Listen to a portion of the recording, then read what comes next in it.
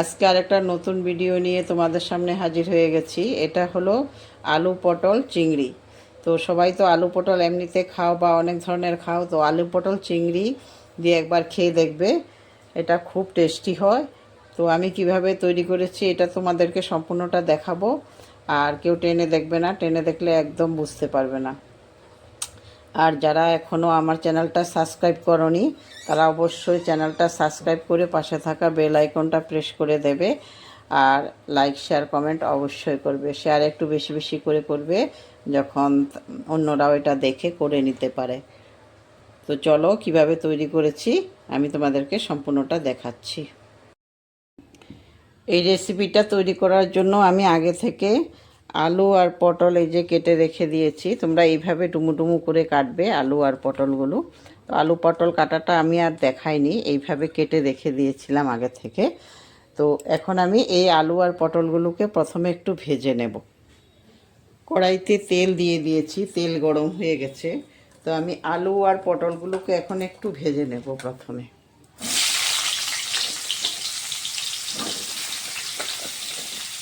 এই রেসিপিটা কিন্তু খুব টেস্টি হয় খেতে, তোমরা একবার করে দেখো ঘরে, এত স্বাদ হয় মানে না খেলে বুঝতে পারবে না। এমনি তো আমরা আলু আর পটলের সবজি করি, কিন্তু চিংড়ি দিয়ে আলু পটলের সবজিটা খুব স্বাদ হয়। এগুলোকে একটু আমি এখন ভালো করে একটু ভেজে নেব। মশলার জন্য আমি নিয়েছি শুকনো লঙ্কা, আদা, পেঁয়াজ আর এখানে রসুন আর একটা টমেটো। কাঁচা লঙ্কা দিয়েও করা যায়। তো আমি এইগুলো জিনিস এখন আগে প্রথমে এই যে গ্রাইন্ডে করে মিক্সিং গ্রাইন্ডারে গ্রাইন্ড করে নেব। গ্রাইন্ডিংয়ের সাথে আমি একটু জিরের গুঁড়োও দিয়ে দিচ্ছি, একসাথে একটু পেস্ট হয়ে যাবে। আর একটু আলু পটলগুলো ভাজা হয়ে গেছে, আমি তুলে নিচ্ছি এখন।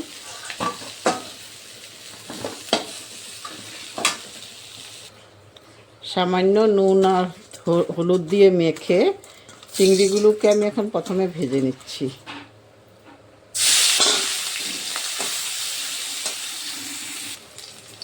চিংড়িগুলো ভাজা হয়ে গেছে, তুলে নিচ্ছি আমি। মানে এই তেলের মধ্যে আমি আর একটু কিছু তেল দিয়ে দিচ্ছি। ফোড়নে দিয়ে দিচ্ছি একটু জিরে, গোটা জিরে। এই যে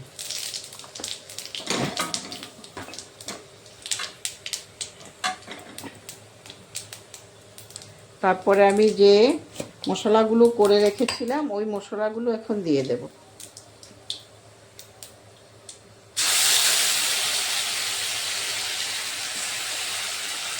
এখানে হলুদ আর নুন দেওয়া হয়নি, আর সব কিছু দেওয়া আছে এখানে।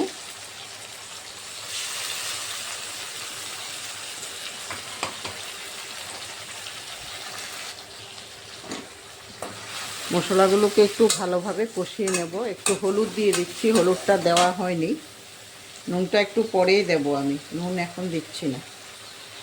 তারপরে একটু কাশ্মীরি লঙ্কার গুঁড়ো দিয়ে দিচ্ছি। মশলাগুলোকে আমি এখন একটু ভালোভাবে কষিয়ে নেব। মশলা কষানো হয়ে গেছে, এখন আমি দিয়ে দিচ্ছি সামান্য টক দই। 2 চামচে দেব, বেশি লাগবে না। টক দইটাও এখন একটু ভালো করে কষিয়ে নিচ্ছি। এখন দিয়ে দিচ্ছি পরিমাণ মতো লবণ। আমি পটল ভাজির সময় একটু লবণ দিয়েছিলাম, তাই আন্দাজ করে দিচ্ছি।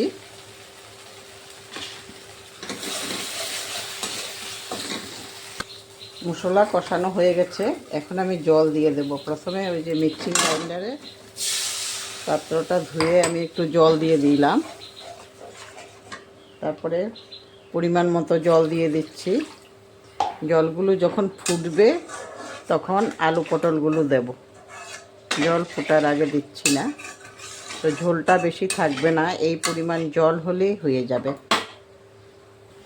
ঝোল ফুটছে, এখন আমি প্রথমে আলু পটলগুলো দিয়ে দিচ্ছি।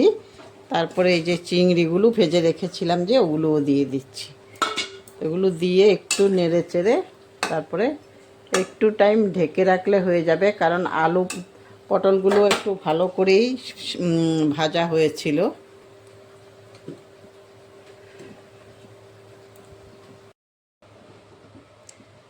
হয়ে গেছে। আমি এখন এটা একটা পাত্রে নিয়ে নিতে পারবো, কিন্তু তার আগে একটু গরম মশলা দিয়ে নিচ্ছি। গরম মশলাটা দিলেও সেন্টটা খুব ভালো আসে, এজন্য একটু গরম মশলা দিয়ে দিলাম। আর রেডি হয়ে গেছে। এখন আমি গ্যাস অফ করে দিতে পারবো। গরম মশলাটা একটু মিশিয়ে দিচ্ছি, তারপরে গ্যাসটা অফ করে আমি একটা পাত্রের মধ্যে নিয়ে নিচ্ছি। রেডি হয়ে গেছে। এই যে একটা পাত্রে নিয়ে নিয়েছি, দেখো কত সুন্দর হয়েছে কালারটা। তোমরা ওইভাবে একবার করে খাবে, দেখবে কত ভালো লাগে, খুব টেস্টিও। তোমরা তো অনেক ধরনের খেয়েছো, এইভাবেও একবার করে খেয়ে দেখো। তো আমারটা কেমন হয়েছে অবশ্যই জানাবে। আর সম্পূর্ণ ভিডিওটা দেখার জন্য অনেক অনেক ধন্যবাদ।